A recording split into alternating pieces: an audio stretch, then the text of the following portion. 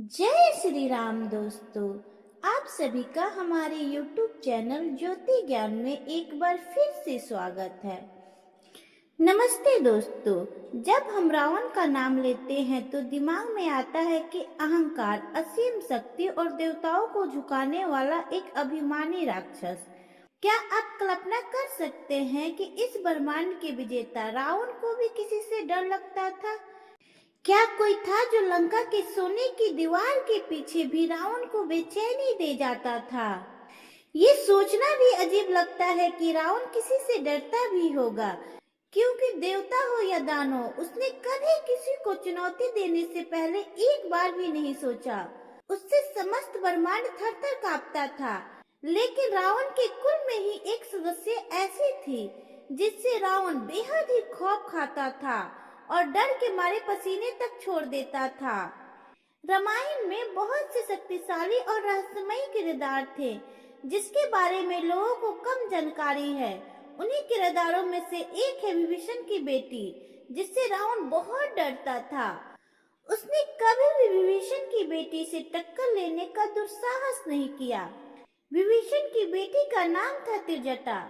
एक कथा के अनुसार जब रावण माता सीता का अपहरण करके उन्हें लंका लेकर आया तो उसने उन्हें अशोक वाटिका में कैद करके रखा था।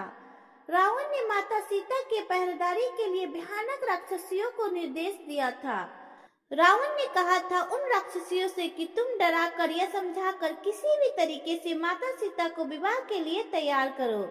जब सभी राक्षसियों सीता को डराती या विवाह के लिए जोर डालती तो उस समय त्रिजटा ने ही केवल माता सीता को इन परेशानियों से बचाया, बल्कि उसने उन सब राक्षसियों को आगाह भी किया कि वह माता सीता के साथ ऐसा दुर्व्यवहार न करे। त्रिजटा ने एक माता बनकर सीता जी की रक्षा की थी।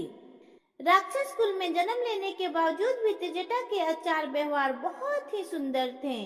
वो बहुत ही अच्छे स्वभाव की थी और कहते हैं कि उसके पास दिव्य शक्तियां थी। जब सीता जी चारों ओर से राक्षसों से घिरी थी, निराश और अकेलेपन में थी, तब त्रिजटा ने उन्हें धैर्य रखने को कहा। हे माता, भय न करे। रावण की यह शक्ति क्षण भर की है। मैंने आपके पति भगवान राम को आते देखा है। वह आपको अवश्य ले जाएंगे। मेरी भविष्यवाणी कभी झूठ नहीं होती। त्रिजटा भविष्य भी देख पाने में सक्षम थी। उसे पता था कि रावण और लंका का यह हर्ष होने वाला है।